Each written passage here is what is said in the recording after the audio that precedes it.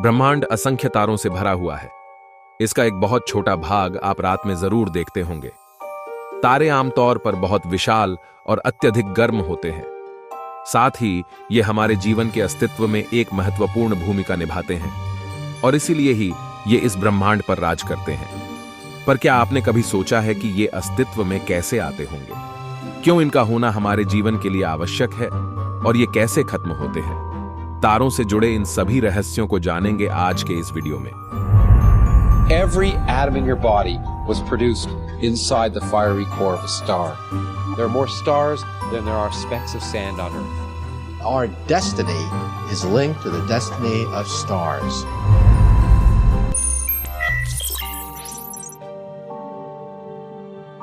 रात का आसमान तारों से भरा होता है। जो तारे आप पृथ्वी से देखते हैं वो हमारी आकाशगंगा मिल्की वे का सिर्फ एक छोटा सा हिस्सा है। किसी ऊंची पहाड़ी से एक घनी काली रात में आप लगभग 2000 तारे तक देख सकते हैं, पर यह तो विशाल ब्रह्मांड रूपी समुद्र का सिर्फ एक बूंद मात्र है। हमारी अपनी आकाशगंगा मिल्की वे में ही 10,000 करोड़ से ज्यादा तारे मौजूद हैं और ऐसी लगभग 10,000 करोड़ से अधिक आकाशगंगाएं भी हैं। अतः यह स्पष्ट है कि ब्रह्मांड में मौजूद तारों की संख्या पृथ्वी पर मौजूद रेत के कणों से भी कई गुना अधिक है। इनमें से ज्यादातर तो इतने दूर है कि हम उनके बारे में कुछ नहीं जानते, पर एक ऐसा तारा भी है जो हमारे बेहद करीब है और जो कुछ भी हम तारों के बारे में जान पाए हैं वो हमने हमारे इसी पड़ोसी से सीखा है। हम अपने सूरज की बात कर रहे हैं। जी हां, आपने सही सुना, हमारा सूरज भी एक तारा है। पृथ्वी से तो ये एक छोटी सी चमकती गेंद जैसा समझ आता है, पर अगर आप बाहर अंतरिक्ष में जाकर देखेंगे तो जानेंगे कि ब्रह्मांड की सबसे शक्तिशाली चीजों में से एक हमारे इतना करीब है। यह अत्यधिक गर्म गैसेस का एक गोला है जो 460 करोड़ सालों से हमारे सौर मंडल का हिस्सा है। यह हमसे लगभग 15 करोड़ किलोमीटर दूर है, जिससे इसके आकार का अंदाजा लगाया जा सकता है। इतना बड़ा कि इसमें 10 लाख पृथ्वी आसानी से समा जाएं। भले ही यह बहुत विशाल लग रहा हो, फिर भी हमारा सूरज बाहर मौजूद तारों की तुलना में बहुत छोटा है। एटा कैरिने, जो हमारे सूरज से 100 गुना अधिक बड़ा और 50 लाख गुना अधिक चमकदार है। बीटलज्यूस, जो एटा कैरिने का लगभग 300 गुना है। और अब जो मैं आपको दिखाने जा रहा हूं, उसके आगे ये सब तो कुछ भी नहीं थे। VY कैनिस मेजोरिस, बाहर मौजूद सबसे विशाल तारों में से एक। हर तारा अपने आप में अनोखा है, पर इन सभी के जीवन की शुरुआत एक ही तरह से होती है, धूल और गैस के बादलों में, जिन्हें हम निहारिका या नेब्यूला के नाम से जानते हैं। ये नेब्यूलाएं कई अरबों मील में फैली होती है और अपनी शानदार आकृतियों के साथ अंतरिक्ष की शोभा बढ़ाती है। यह है फ्लेम नेब्यूला, जो एक जलती हुई मशाल के आकार की है, और यह है हॉर्स हेड नेब्यूला, जो वास्तव में किसी घोड़े के सर जैसी समझ आती है। प्रत्येक नेब्यूला एक स्टार नर्सरी है जहां लाखों नए तारे जन्म लेते हैं। एक तारे के बनने के लिए हाइड्रोजन, गुरुत्वाकर्षण और समय की आवश्यकता होती है। गुरुत्वाकर्षण धूल और गैस के बादलों को एक विशाल घूमते भंवर में खींचता है, और जैसे जैसे समय बीतता जाता है ये बादल और अधिक घने होते जाते हैं और देखते ही देखते एक विशाल घूमती डिस्क में परिवर्तित हो जाते हैं। फिर इसके केंद्र में गुरुत्वाकर्षण गैस और धूल के बादलों को कुचलकर एक अत्यधिक गर्म गेंद में बदल देता है। यह प्रक्रिया लाखों सालों तक चलती है और अंत में एक तारे का जन्म होता है, जो आने वाले करोड़ों सालों तक इसी तरह चमकता रहेगा। लेकिन इनकी ऊर्जा का स्रोत क्या है? आखिर वो क्या है जो एक तारे को इतने लंबे समय तक ऊर्जा प्रदान करता है? पिछली शताब्दी की शुरुआत तक इसका जवाब किसी को नहीं पता था, पर एक ऐसा व्यक्ति भी था जिसने इस अनंत ऊर्जा का रहस्य जान लिया था। एल्बर्ट आइंस्टाइन के सिद्धांतों ने साबित कर दिया था कि तारे परमाणुओं में छिपी ऊर्जा का उपयोग कर रहे हैं, और इस प्रकार तारों की ऊर्जा का रहस्य आइंस्टाइन की इक्वेशन E=mc² से समझा गया। इसको आप ऐसे समझे कि हमारे शरीर को बनाने वाले परमाणुओं में कुछ ऊर्जा मौजूद होती है। आइंस्टीन का मानना था कि परमाणुओं के टकराने से उनमें मौजूद इस ऊर्जा को मुक्त किया जा सकता है, जिसे हम फ्यूजन के नाम से जानते हैं, और ये वही बल है जो तारों को इतने लंबे समय तक ऊर्जा प्रदान करता है। अभी तक हमने जाना कि तारों में गुरुत्वाकर्षण और फ्यूजन, ये दो बल विद्यमान है। गुरुत्वाकर्षण जहां तारे को अंदर की ओर कुचल रहा होता है, वहीं फ्यूजन बाहर की ओर ऊर्जा बना रहा होता है।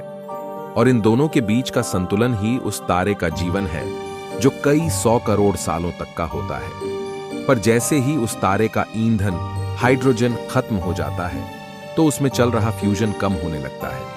इससे गुरुत्वाकर्षण और फ्यूजन के बीच का संतुलन बिगड़ जाता है और गुरुत्वाकर्षण तारे पर हावी होने लगता है। पर फ्यूजन एक बार फिर वापस लड़ता है और तारे की बाहरी परतों को गर्म करने लगता है। जब आप गैस को गर्म करते हैं तो यह फैलती है। इस तरह उस तारे का विस्तार होने लगता है और वो एक रेड जायंट स्टार का रूप ले लेता है। पर इसके कोर में तो कुछ और ही चल रहा होता है। हाइड्रोजन के खत्म हो जाने के बाद कोर में मौजूद हीलियम एक दूसरे से मिलकर कार्बन को जन्म देती है और धीरे धीरे तारा टुकड़े टुकड़े होकर अलग हो जाता है। फिर अंत में बचता है तो सिर्फ एक बहुत गर्म और घना कोर, जिसे हम व्हाइट ड्वार्फ के नाम से जानते हैं। हमारा सूरज भी अपने जीवन के अंत में एक व्हाइट ड्वार्फ ही बनेगा। कुछ वैज्ञानिकों का मानना है कि इस व्हाइट ड्वार्फ के केंद्र में शुद्ध कार्बन का एक विशाल क्रिस्टल मौजूद होता है। यह कॉस्मिक डायमंड कई अरबों खरबों कैरेट का हो सकता है। पर तारे तो किसी विशाल हीरे से भी कई गुना अधिक कीमती चीज बनाने में सक्षम है। जब हमारे सूरज से भी विशाल और कई गुना अधिक वजन वाले तारे मरते हैं तो वो जीवन के लिए आवश्यक मूल तत्वों को जन्म देते हैं। और यह इन तारों के विनाश का ही परिणाम है जो आज हमारी पृथ्वी पर जीवन संभव हो पाया है।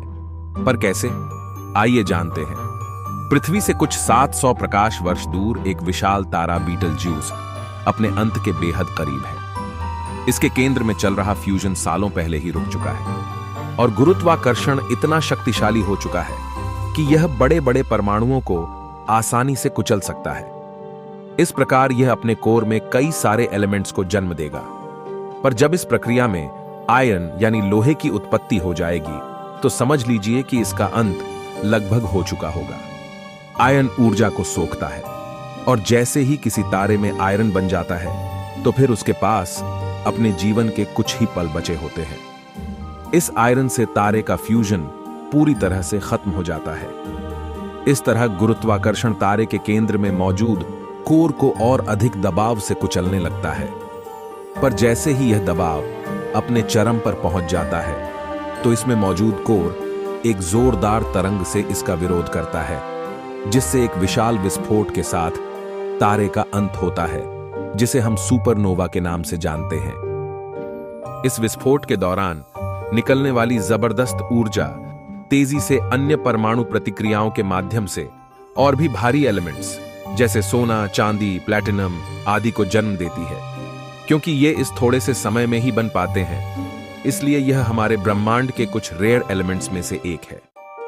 फिर सुपरनोवा विस्फोट से मरता हुआ तारा इन तत्वों को दूर अंतरिक्ष में भेजता है और इस प्रकार जीवन के लिए आवश्यक कीमती एलिमेंट्स हमारे पास पहुंचते हैं। ये स्टारडस्ट हमारे आसपास मौजूद हर चीज में विद्यमान है। जमीन के नीचे मौजूद सोना चांदी से लेकर गगनचुंबी पर्वतों तक, आपके ब्लड में मौजूद आयरन से लेकर बाहर मौजूद ऑक्सीजन तक, सब कुछ अपने मूल रूप में स्टारडस्ट से ही तो आया है। इस प्रकार हमारा शरीर, पृथ्वी और हमारे आसपास जो कुछ भी हम देखते हैं उसे बनाने वाले परमाणु कभी ना कभी किसी ना किसी तारे के कोर में बने होंगे। कमेंट में बताएं कि इस बारे में आपका क्या मानना है। अगर वीडियो अच्छी लगी हो तो लाइक करें और चैनल को सब्सक्राइब करें। अभी के लिए अलविदा लेता हूं। मिलते हैं अगली वीडियो में।